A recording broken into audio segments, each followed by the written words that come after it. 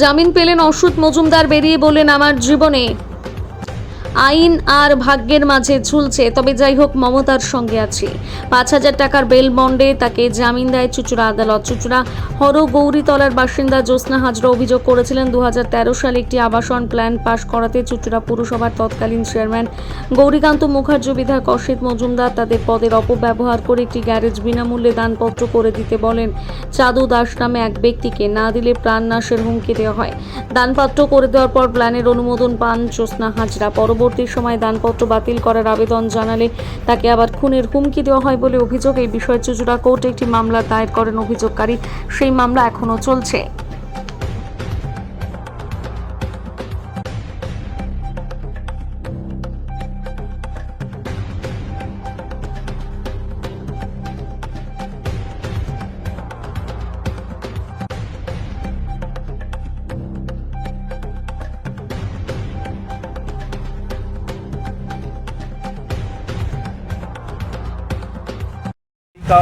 এ আসামিরা কি বললে এ নিয়ে আমি বলতে চাই না।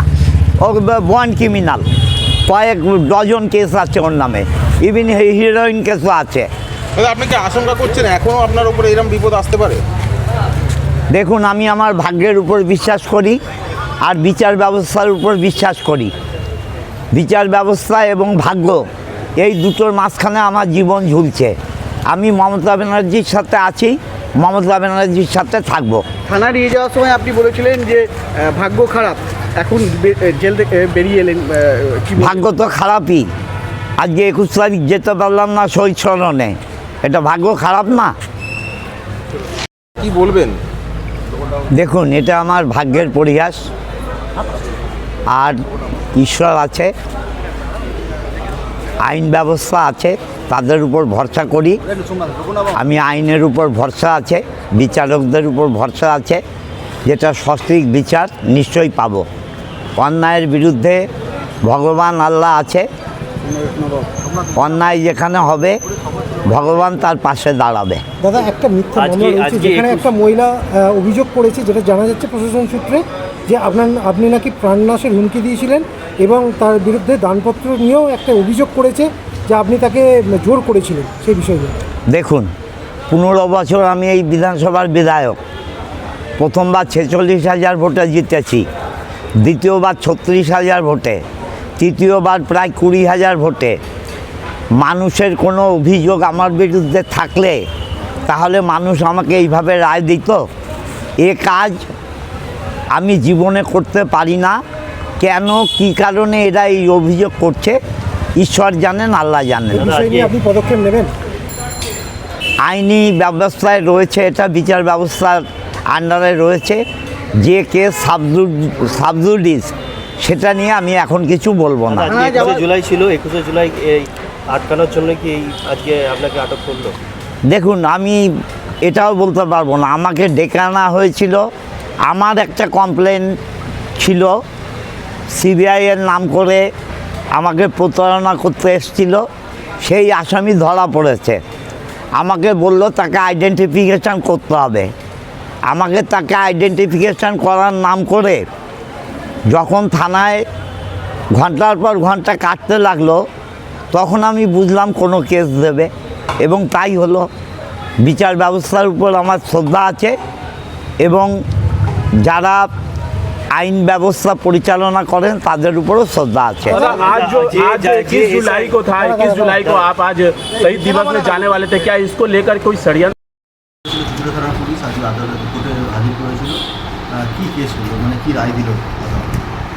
আজকে অসিত মজুমদারকে প্রোডাকশান করেছিল যে কেসে, ওই কেসে বেল দিয়েছেন।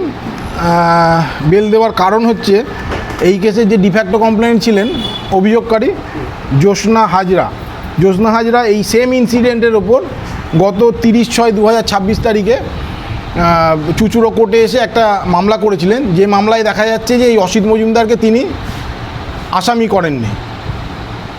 আসামি না করাতে তিনি সেই কেসে একটা এফিডেভিট দিয়েছেন। এফিডেভিট দিয়ে তিনি বলেছেন যে সেই কেসে গৌরীকান্ত মজুমদার এবং গৌরীকান্ত মুখার্জি এবং আরও 2জন আসামি আছেন, তাদের এগেনস্টে বলেছেন বলে এফআইআরটা হয়েছে। পরবর্তীকালে দেখা গেল যে চুঁচুড়ো থানা থেকে আজকে যে কেসটা করে পাঠানো হলো সেই কেসটা এই এমএলএ অসিত মজুমদারকে ইনসার্ট করা হয়েছে এক্সট্রা আরেকজনের নাম। সেই কমপ্লেনটাকে সরিয়ে কোর্ট থেকে যে কমপ্লেনটা করেছে সেই কমপ্লেনটাকে সরিয়ে আজকে হচ্ছে আরেকটা এফআইআর বাংলাতে লিখে পাঠানো হয়েছে। কোর্ট থেকে যেটা গিয়েছিল সেটা ইংরেজিতে করা।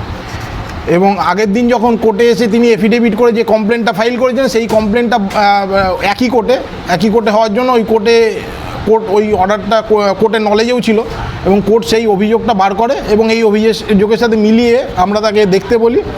দেখে দুটো অভিযোগ দেখে কোর্ট দেখে বিচার করেছেন যে এই অভিযোগটা ফলস, এনার এগেনস্টে যে অ্যালিগেশনটা আনা হয়েছে এটা হোল্ড করে উনি বেলটা মঞ্জুর করেছেন। আজকে 5,000 টাকা উইথ 2 সিকিউরিটি বেলটা দিয়েছেন।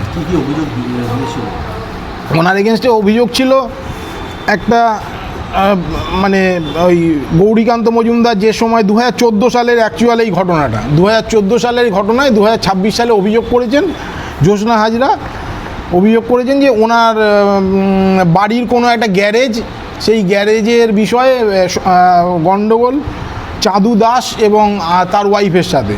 সেই তার বাড়ির প্ল্যান স্যাংশন করেননি, না করে তার বাড়িটা সম্পত্তিটা গৌরীকান্ত মজুমদারকে দিয়ে ট্রান্সফার করানো হয়েছে, এরকম একটা গল্প আছে এফআইআরে। পুরোটা বলা উচিত নয় এখন, যেহেতু ইনভেস্টিগেশন স্টেজে আছে। সেই কেসেতে আজকে অসিত মজুমদারকে ট্যাগ করা হয়েছিল। ট্যাগ করার পরে কোর্টকে আমরা বোঝাতে সক্ষম হয়েছি যে এটা মিথ্যে, প্রাইম অফিসি দেখাতে সক্ষম হয়েছি যে এটা মিথ্যে কেস, তখন উনি বেলটা দিয়েছে। আর কি মামলা ছিল? আর কোনো মামলা ছিল? আজকে অসিত মজুমদারের একটাই মামলা ছিল, এছাড়া আরও আগে অনেক মামলা ছিল।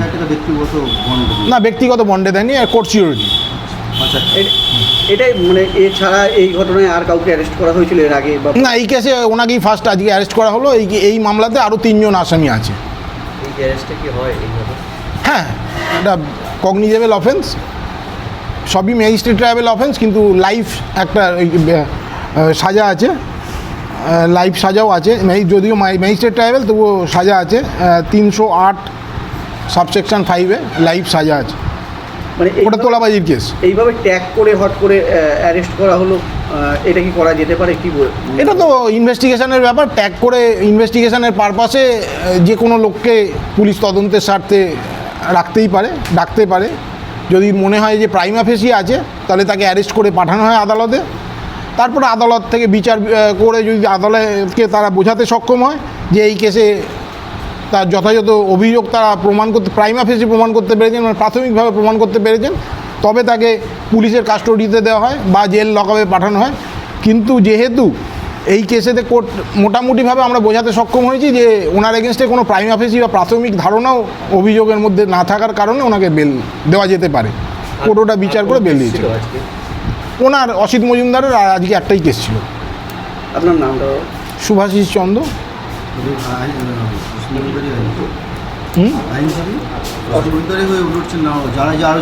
না, একজনই আসামি ছিলেন এই কেসে, একজনই আসামি ছিলেন।